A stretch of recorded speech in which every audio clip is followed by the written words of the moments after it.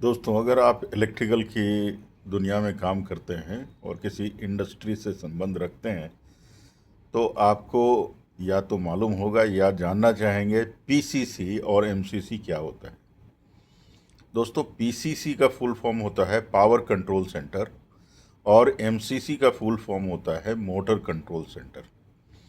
तो power control centre PCC या motor control centre MCC करता क्या है, इसे समझ लेते हैं इस वीडियो के माध्यम से।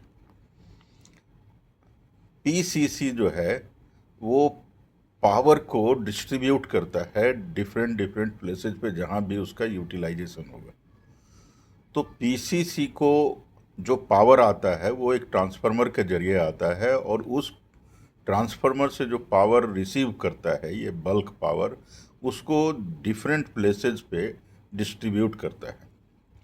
मान लीजिए आप एक कैंपस में, यूनिवर्सिटी कैंपस में 6 ब्लॉक हैं और उन 6 ब्लॉक्स को पावर की आवश्यकता है। तो कहीं एक जगह पावर आएगा, ट्रांसफार्मर में रिसीव किया जाएगा 6.6 केवी या 3.3 केवी पे, और फिर उसको यूटिलाइजेबल वोल्टेज यानी 415 वोल्ट 3 फेज या 220 वोल्ट सिंगल फेज में कन्वर्ट कर दिया जाएगा। कभी कभी इसके लिए 2 अलग अलग ट्रांसफार्मर लिया जाता है और कभी एक ही ट्रांसफार्मर से काम चल जाता है।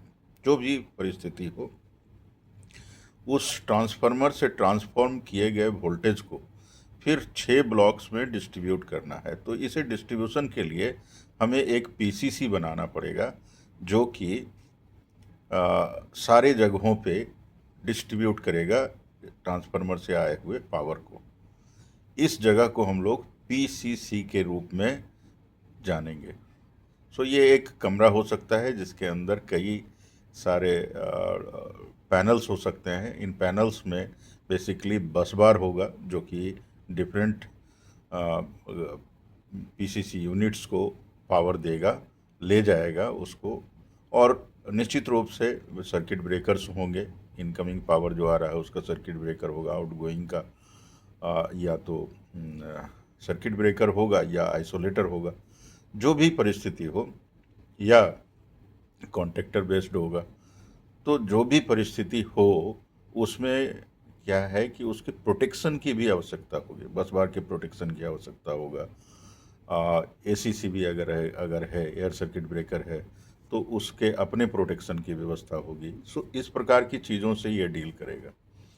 जबकि एमसीसी जो है मोटर कंट्रोल सेंटर, ये भी एक बड़े कमरे में या हॉल रूपी जगह होता है जहाँ पे बहुत सारे पैनल्स लगे होते हैं। इन पैनल्स में व्यवस्था होती है हर एक मोटर के को पावर देने की। तो पीसीसी से पावर यहाँ मोटर कंट्रोल सेंटर में आता है और उसी पावर को फिर डिफरेंट डिफरेंट मोटर्स को दिया जाता है। तो यहाँ पे आपको कॉन्टेक्टर्स मिलेंगे, टाइमर्स मिलेंगे, डिस्प्लेज मिलेंगे, लैंप्स, ग्रीन और रेड कलर के लैंप्स आपको दिखाई देंगे, या कभी आपको येलो कलर के भी दिखाई दे सकते हैं। सो इनका अलग अलग मीनिंग होता है। सो इन कंट्रोल सेंटर्स से बेसिकली मोटर्स को कंट्रोल किया जाता है रिमोटली। मान लीजिए एक जगह है जहाँ से किसी सिस्टम को कंट्रोल किया जा रहा है। उस सिस्टम को कंट्रोल करने के लिए डिफरेंट डिफरेंट मोटर्स में पावर देना होगा या विड्रॉ करना होगा। मान लीजिए एक पंप को पावर देना है तो रिमोटली इसको कंट्रोल रूम से दिया जा सकता है। तो कंट्रोल रूम से जब वो पुश बटन दबाएगा तो पुश बटन के जरिए कमांड जो है वो प्रोसेस होकर मे बी पीएलसी से होते हुए आपके एमसीसी में जाएगा और वहाँ पे जो आपका पैनल है उसमें एक कॉन्टेक्टर ऑन हो जाएगा। वो कॉन्टेक्टर ऑन होते ही मोटर चलने लगेगा और जैसे ही वो स्टॉप बटन दबाएगा मोटर बंद हो जाएगा। तो पंप हो सकता है पानी देना बंद कर दे। सो इस प्रकार से कंट्रोल किया जाता है रिमोटली और इसीलिए एमसीसी का निर्माण किया जाता है। अगर कोई दिक्कत होती है तो एमसीसी एक की जगह है जहाँ से इसको आप सॉर्ट आउट कर सकते हैं प्रॉब्लम को। अगर कुछ उस व्यवस्था में, पूरे सिस्टम में कुछ कमी आ गई, कुछ फॉल्ट हो गया, तो वहाँ एमसीसी में जा कर के आप देख सकते हैं कि क्या दिक्कत हुई है, कौन सा कॉन्टेक्टर पिकअप नहीं कर रहा है या कौन सा रिले पिकअप नहीं कर रहा है, जिसके चलते ये समस्या हो रही है।